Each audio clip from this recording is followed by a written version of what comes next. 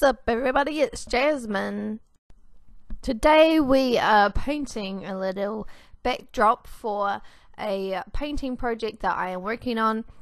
So I've been really inspired recently by the changing of the seasons to spring, and Stockholm has just turned into this wonderful, amazing green wonderland, and it looks like all the trees are taking over and the houses are being consumed by the trees. So I've been really wanting to kind of figure out how to represent that in a painting and drawings. So I've been doing sketches, sitting outside, sketching the city with all the trees and all the lovely flowers and greenery and everything like that. And now I am deciding to just go ahead and start on a new painting. So this painting is going to be fairly big. It's also going to be the first in a series. I want to do more than just one of these type of paintings. So I'm using acrylic. Obviously I've got green paint, and then I've mixed it in a wee bit with yellow, a little bit of blue, and later on I use a little bit of black to get a really dark green.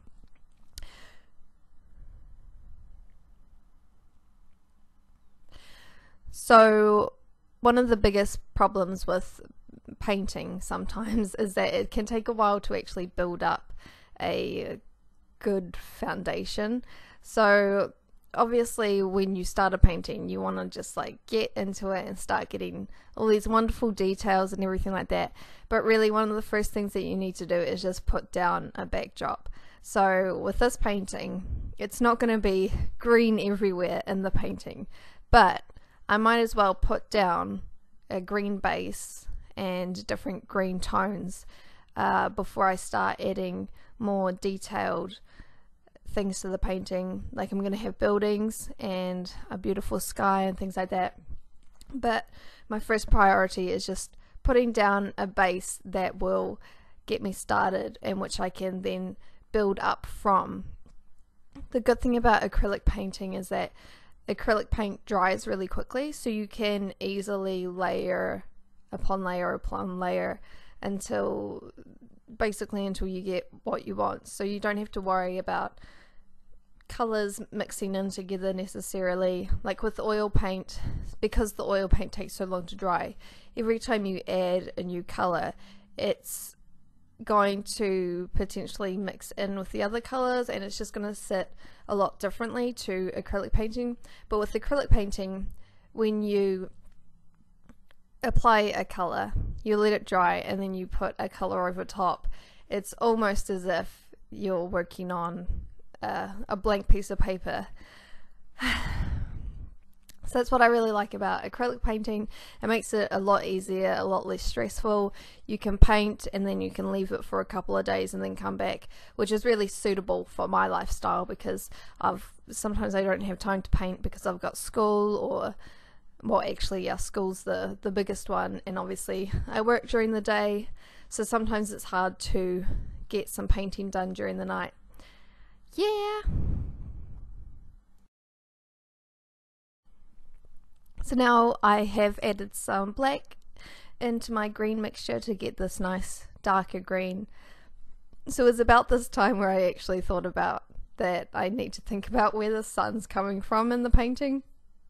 So the sun's going to be coming in from the left side, facing sort of front on but in a vertical direction. So then the right side is going to be a little bit darker and shadowed. I thought it was kind of funny that I totally forgot about the sun when I was painting this, but this just kind of proves my point about the whole you just need the foundation, because then you can add all of these details later. So I've been thinking about what I want this painting to be in the end, and yesterday I went outside and I was doing some drawing outside, drawing some buildings, and I've come up with a drawing idea that I want to use on this painting. So after I've finished with this painting, or this base layer, I will take a pencil and I will sketch out what I want everything to be like, and Once I do that, then I can sort of start getting into more details. I might want to put a sky down first. It depends on how much sky I'm actually going to have in the painting, because I haven't completely worked that out yet. But if it is going to be quite a big sky, then I'll also put that down as a base layer as well. One tip that I can give is that before you start doing a painting, you really need to do a lot of drawings. You really need to sit down and think about what you're going to paint. You really have to go through the movements of creating an image that you want to paint, because sometimes you can have an image in your head and then you want to go and paint that, but it's a lot better to have sketched it out a few times, gone outside, gotten some inspiration, taken photos of things that are going to be in your painting, so that way you're really prepared to actually do the task and do it properly. Because it's so easy to just pick up a paintbrush, slap some paint on, and then suddenly realize, I don't know how this is going to be constructed in reality. Because it's one thing to think about a painting idea, but to actually apply that outside of your head and into the real world, that can be a lot more difficult than you realize until you're halfway in, and then you're like, oh, now I have to take a step back and actually start drawing and doing sketches and things, so that I can actually format this in an appealing way that's going to get across my ideas and things like that.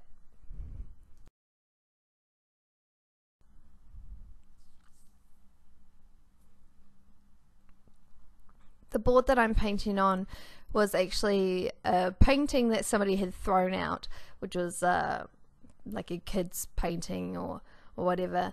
So I repurposed the canvas. I applied 2 coats of primer onto the canvas and then let that dry, and then I've been reusing this to make my own artwork. I really think that that's probably one of the best things that you can do. Obviously it can be hard to find old canvases and things like that, but there isn't so much reason why you shouldn't use old canvases, because you might sort of think to yourself that it'll be better to buy something brand new and whatever, but really when it comes to art, it's not really that important. Obviously if you are doing an oil painting, then you would want to use a canvas that had oil painting on it, because oil and acrylic, they don't mix very well basically, so you don't want to be mixing those 2 mediums unless you have already planned for the consequences of that.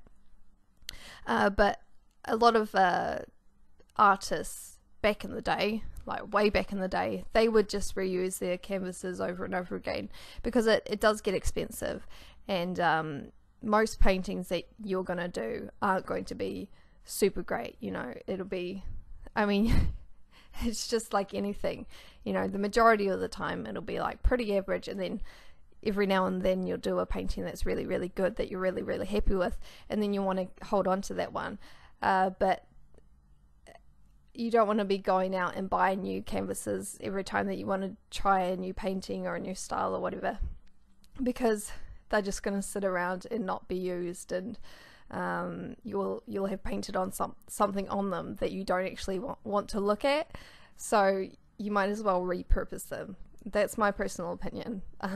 But yeah, I think people would, other artists would agree with me on that. Obviously the risk is that you might paint over something that you really like, but that brings me to another tip actually, which is when you're doing a painting, you might get to a point where you sort of feel like, oh, I don't know how I feel about this, I don't know where to go from here. If you just let the painting sit in a space where you can come back and see it, then after a few days of just it being in your life, you might start to get a bit more of a feeling towards it. You might sort of start to pick up on what is missing from the painting that you want to add. So that's something that we used to do in high school when we were doing our painting projects, was to let the painting sit for a wee bit and come back and just look at it and think about it, and you might start a different painting and then you'll come back to it, because sometimes there are paintings that they are going in a good direction but it just needs something else, and you can't find that thing right then when you're painting it, but it might come to you later on. And it's also helpful to get other people to come in and look at your painting and help you out a wee bit. But also that can be really difficult, because obviously people are really critical of art. You know, everybody has their own style, their own things that they like. So it can be difficult listening to other people's opinions while also maintaining your own personal goals and ambitions for the painting.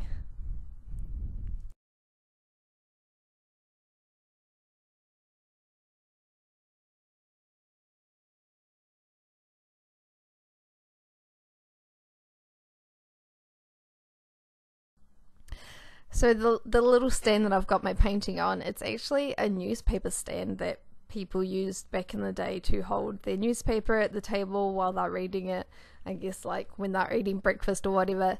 But I've been using it as an easel because I don't have my own easel, and I would buy an easel, but I don't really have the space for it, and this is actually a lot better because I can stick it to the table, and when I'm not painting it's easy to put it away, whereas an easel, you know, they're generally quite high, and yeah, you need to have standing space on the floor. So yeah, I'm happy with my problem solving skills in that area. But now we're coming to the end of the video, and I hope you guys all enjoyed this video. If you did, please give it a thumbs up to show me that you liked it, and if you didn't like it, give it a thumbs down, I suppose. You might also like to subscribe and watch some of my other painting videos.